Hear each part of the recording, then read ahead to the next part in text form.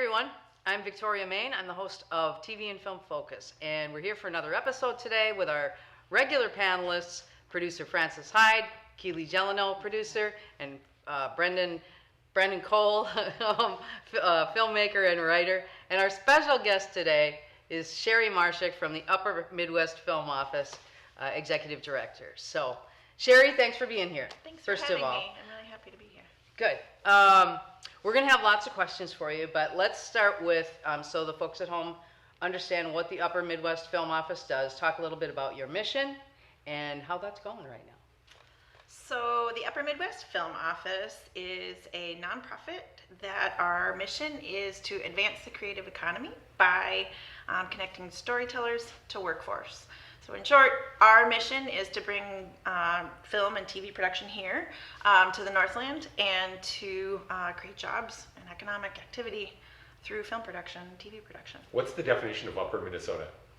It's actually Upper Midwest. Ricky was my business partner is Ricky McManus, and she was the Upper Minnesota Film Office for years, which was a program underneath Northspan.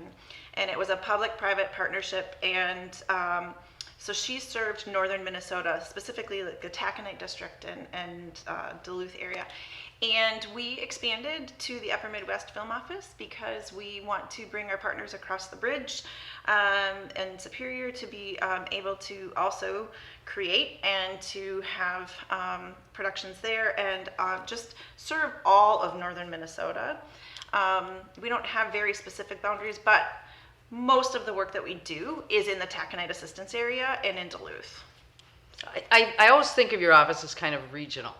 We are a regional film commission. And Upper Midwest sort of indicates that you work with other states as well in the region. So yeah. That's cool. Yeah. Including North Dakota, or?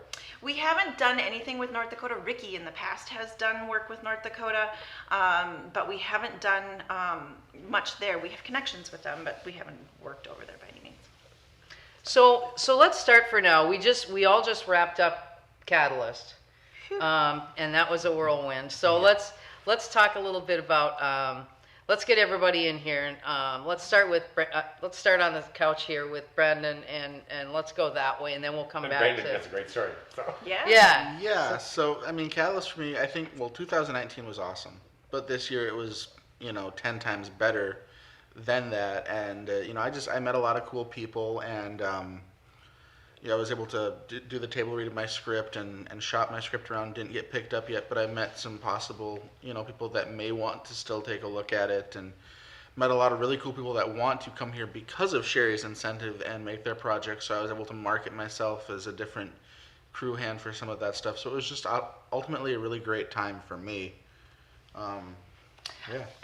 I actually personally didn't get to go this year, which was a little bit of a bummer, but I'm still feeling the effects of 2019, which was fantastic. And because of Catalyst, it draws everybody here to the area.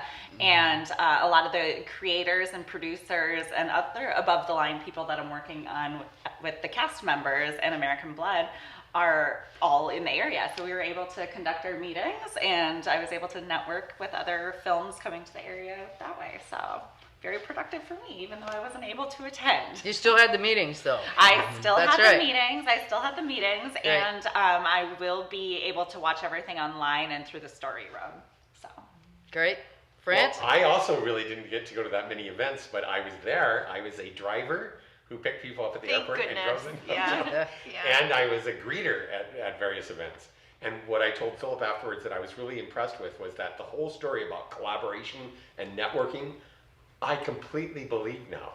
It was amazing. Yeah. I was at Zeitgeist and I was at the very front door, and there was this table off to the right, and it had 4 seats at it. That table had 20 people revolving through it the whole day. So 3 people, one person would leave, another person would sit down. There were 20 people in like 2 hours that were all just like, oh, I know you, I want to do this. And some of the people that I met as we were doing it, one I thought had the greatest story. It was a documentary filmmaker, and he was making a documentary about alternative wrestling. It wasn't WWE, it was alternative wrestling. So there is a wrestling series where they dress up as monsters, and in the ring there are these giant buildings, and they wrestle inside that ring, and that was one of the things that he covered. And I just thought it was fascinating. That's too fun. I mean, I had a great Catalyst too. I had some meetings have come out of that, which I'm still having right now, which is fantastic for my story. And so I had a fantastic time. So let's talk about a little bit about how Catalyst was for you guys, Upper Midwest Film Office. You guys had a big presence there all week in the registration lounge there. Right. So yeah, it is the single largest marketing opportunity that we have for our region to bring productions there, and so it's a very, very, very important week for us. We had a fantastic time. I think, to echo the collaboration thing, the thing that was so cool for us is the month before we offered 2 networking classes. And what was really cool is we had people from all across the country in this networking class where we talked about how do you network, what do you expect out of networking, how does it work, what do I do, what if I'm shy, I don't know anybody, I'm going by myself, all this. And so ahead of time we had this little group of people, many of them were coming by themselves, that didn't really know what to do, and then we carried that through into the week and had a session the Wednesday night of Catalyst, and that was super cool for me to see how that collaboration and networking worked and how those connections are made. From the office perspective, we had a fantastic week. It was our chance for the state of Minnesota to announce their tax credit being open, which is imperative for the success of all of us. And so that was a great opportunity. We had many meetings with leaders, with producers, with industry leaders. That was also one big collaboration. How do we move this forward? How do we keep the momentum going? And then at the end of that, we gave out a ton of business cards, ran out of business cards actually, and have since had, Ricky's keeping track, but I think she's got 16 projects that are looking at, because of the incentives that we have. One in particular was about ready to go to Canada, and then they were like, wait, why are we doing that in Canada? We could do this here, and we could get these incentives. Nice. So, there's a lot of work that goes into bringing projects here, and we all know that they can move at the drop of a hat, but we have a lot of business on our doorstep. It won't all come. 16 projects won't come. We don't have space for that. We don't have money for that, etc. But we have a lot of projects that are interested in people that know about us and that are talking about us, and we've gotten some really, really great connections and partners across the country from it. And so I just can't say enough about how important it is for us and the business community at large, and how we have just really had the eyes of the world come here. That South Korean. And let's talk about the world. That Korea was one of the sponsors of it. Yeah. What did they want out of Catalyst? Well, they're trying to figure out how, the United States is a very, very large market. And so they're trying to figure out how they get South Korean producers into the American market.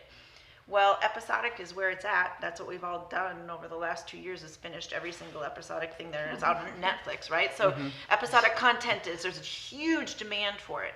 So to have a partnership with somebody like Catalyst, who has the networking, who has the relationships with all of these industry connections, is huge for them too. So they want South Korean content to be mainstream in the U.S. I don't believe that Squid Game is connected to this particular relationship, but let's just talk about Squid Game, right? Yeah. So, how important the U.S. market is for them. It's pretty great. So when they were here, it was fantastic. They were amazing. Great relationships.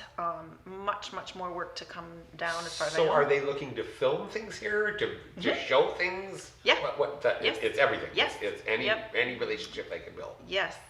Yeah. So did you have, particular meetings with the Korean folks to talk about these things and establish those relationships? How did that go for you? We have over time had a few meetings. We don't have at the film office. I've been able to sit on some of those meetings just as a representative of the film office with Catalyst. We don't have any productions talking about coming here right at this moment, but that is for sure top of mind for us, and we want that to happen. But there are definitely still meetings happening. Cool. Yes. So I want to segue a little bit. When you were talking about how the purpose of the Upper Midwest Film Office is to connect basically business and the creative side, so that we can all move forward. So let's talk about what are the next steps in that agenda. What's on the agenda going forward to establish the industry here and make that all work going forward? Well, table stakes was having incentives. Our region couldn't play without having incentives. We would have projects, but we can't play unless we have incentives. So we have some small incentives right now. The fact that they're stackable is what makes us important for people to pay attention to. And clarify a little bit what stackable means. I will. So if we're in the state of Minnesota, there are two different incentives that somebody could choose from. One is a cash rebate and the other is a transferable tax credit. They're very different things for very different size productions.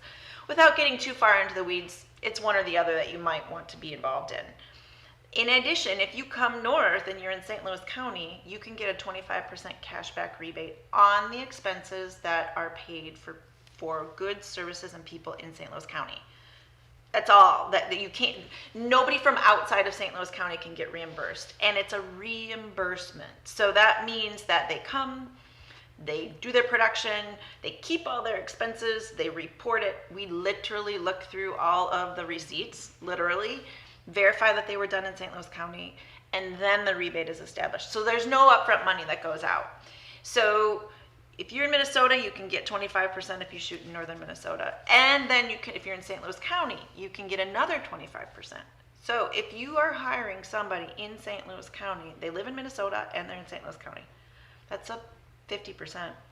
And then on top of it, there's an Iron Range Regional, that's 20%. So if you are in the taconite assistance area, which is not Duluth, by the way, it's just outside of Duluth, there's an additional 20%. So theoretically, certain expenses could get up to 70%. That catches eyeballs for people. Yeah. Oh, I'm sure it, yeah. And so that would be their employee, their staff, the crew. Local crew. So the crew have to be from Minnesota and the Iron Range and in St. Louis County in order for that to be true. And then like hotels, all that. Hotels that are in those areas. Restaurants. Equipment rental, hardware stores, laundry. I mean, think of anything that a production might need. Transportation, rentals, fuel, all of those things. And that applies to local talent as well. Anybody who's paid on the picture, Anybody, right? any local talent, yes, Yep. above the line is included. Okay. Mm-hmm. But they have to be residents here. Yep. Are there caps on the above the line? The above the line for Minnesota, you're really testing my memory, but above the line for Minnesota, yes, there are caps. I believe for the state of the Minnesota, it's state. 10%. But I was wondering about like St. Louis County or the IRRB. There aren't for above the line. It's not designated specifically, but Okay. yeah. So, in addition to obviously reaching out to all these folks and talking to get productions here and attract them here, let's talk a little bit about the workforce side of it and what's happening to get that going. So the workforce development is our number one goal right now. Infrastructure and workforce development are imperative for, the first thing they'll say is, do you have incentives? The second thing they'll say is, do you have crew? And our answer is yes. We have crew. We have talented people that work here, right? Like we do have crew. We're not deep, which means we don't have a ton of crew. And our goal in the next year is to be able to crew up 2 simultaneous small indie films. So that could be a small indie film, and let's just clarify, could be 70 people. I will say on that for all the local people watching that I think Duluth might be a little bit deeper than we think it is. It might be deeper it is. even than I realized. I think that I know for a fact, I think it's deeper than you're thinking, and I think it's even deeper than I'm thinking, but at the same time, a lot of these people are either resistant to work on some of this stuff or they haven't come out of the woodwork yet. And I do have a question for you when you're done with this topic on that regard. We can actually move into that because I think it's important for us to talk about. So the only way for us to find people at this moment is to have people sign up for our production guide. It can be found on our website. It's the longest URL ever. It's www.uppermidwestfilmtv.org.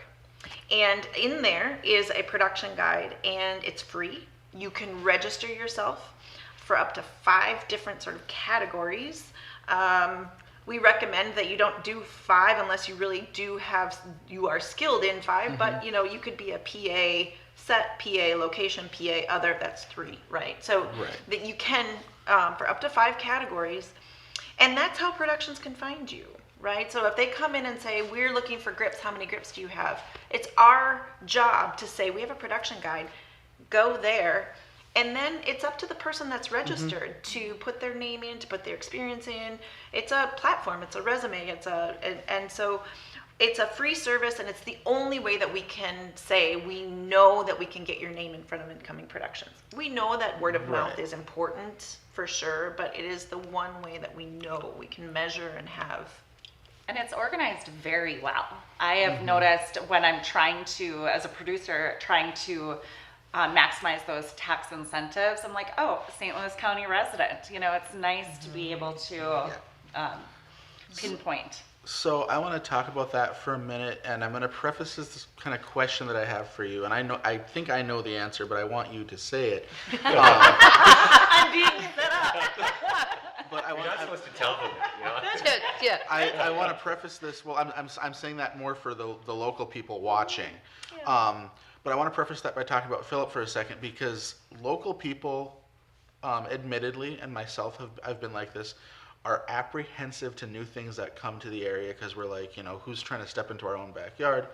And a couple of years ago, I remember a meeting that both you and I were at that was held at the old Sparkworks building, where we had a ton of filmmakers in this roundabout. When it was just when Philip was coming to town, and there was this general kind of consensus in the room of, what is this guy's goal? Is he just here to walk on us? And, that's been proven wrong.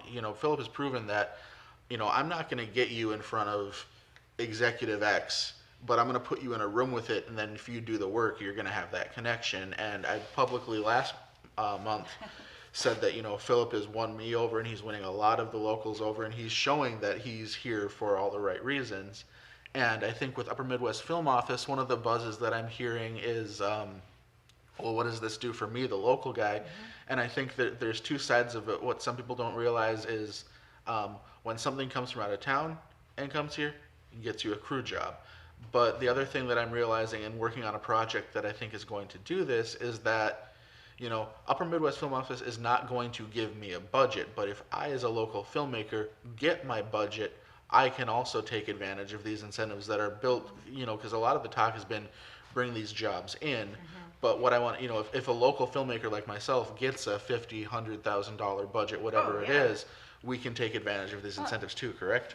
Oh, yes, absolutely. That's what I wanted to say, because that was a confusion between a lot of the local filmmakers is how does this help me? And I'm like, it does, because if you get the budget, then I would like to just dovetail in on that is as somebody who works on the business side of things, not the creative side of things, what I see as a huge disparity between the coast and the Midwest here is financing and distribution.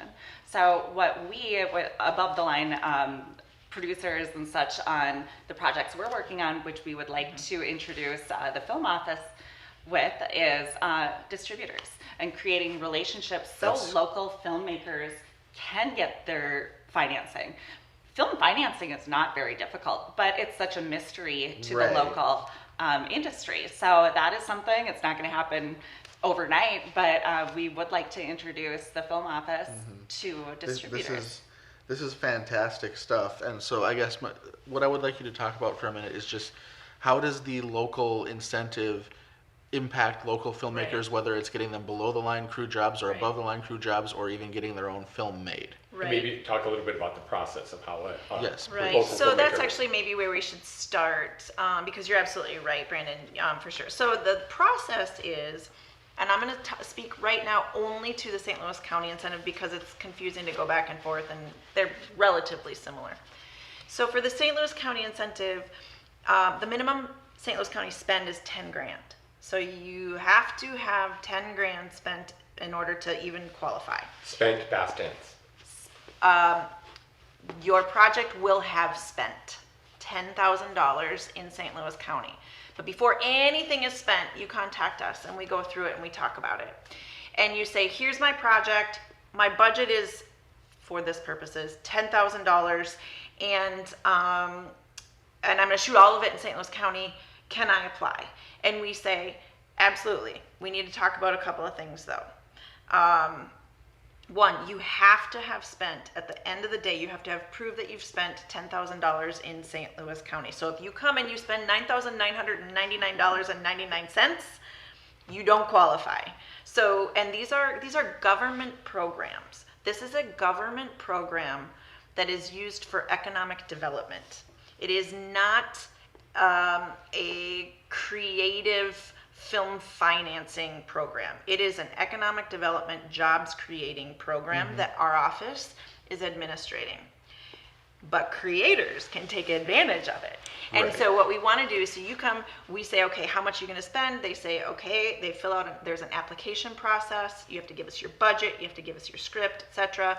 30 days prior to the production starting, principal photography, you have to confirm that you have 100% of your St. Louis County spend in your budget in the bank account. What that does is it protects from companies coming in, spending all kinds of money, or you're spending all kinds of money and then not paying their people, right? We want to make sure that people here in St. Louis County get paid. And so we have to, in some way, guarantee that these people actually have their funding figured out, because we know that there are a lot of really, really, really good people, and there are some people that want to take advantage of situations. So you have to have the money in the bank account on a particular day that says, yes, I'm going to cover that. Once you get that verified, you're free to spend your money.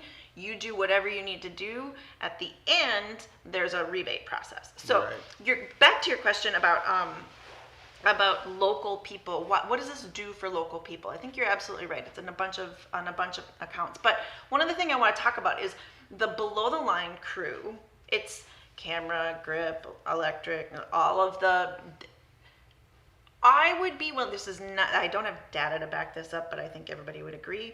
Most of the people, 90% of the people that work on crews are also creatives, right? Yep. So how is this supporting you? It's giving you work Exactly. while you do your work on your passion project. Right. In addition, for those of us that are ready to go forward and have a passion project and can move that forward, then it's also, these funds are also available for local.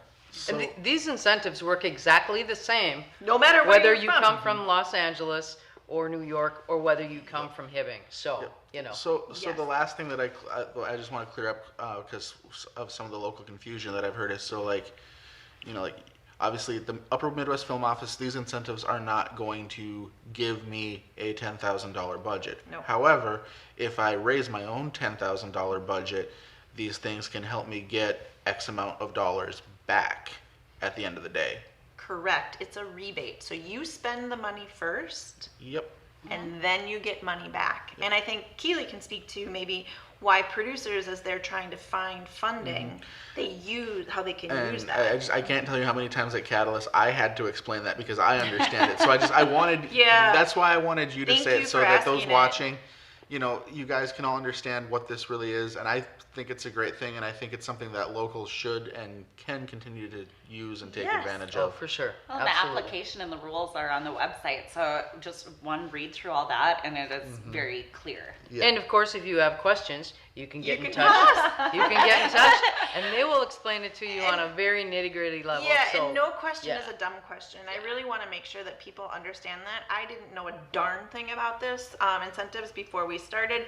I can probably run around the table with the best of them now because we've done so much work on this, and I feel like please ask the questions. If you're not sure, call. Like, I had a conversation with somebody the other day, and he was like, I didn't know it was that easy. Like, so I just really want people to say, please call, ask questions, text us, email us. Our numbers are on the Well, website. I'll say that you cleared up a lot of my confusion or the things that I didn't necessarily 100% understand. And I hope that I worded that question right so that some of the locals out there who may still be confused have a little bit better knowledge now. And I think cool collaboration going on with also other nonprofits in terms of finding funding for arts projects and finding funding for creators.